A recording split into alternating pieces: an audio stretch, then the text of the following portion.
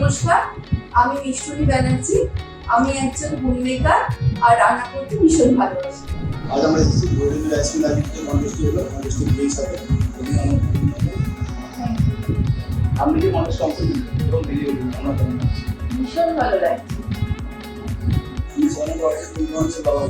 আমি সাধারণত বাড়িতে বাঁশকাঠি চাল ব্যবহার করি, কিন্তু কিছু স্পেশাল আইটেমের জন্য গোবিন্দভোগ আর জেরাকুল রাইস। আমি চালে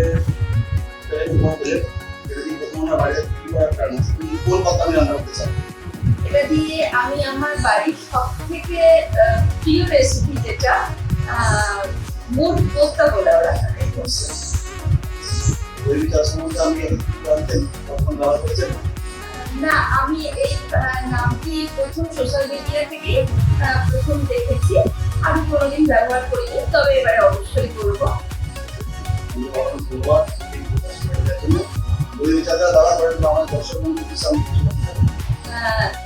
আমার মতো আপনারাও ভৈরবী রাইসের পেজটি ফলো করুন এবং ভৈরবী রাইসের যে সুন্দর সুন্দর প্রতিযোগিতা সম্পন্ন হয় সেগুলো আপনারা পার্টিসিপেট করুন।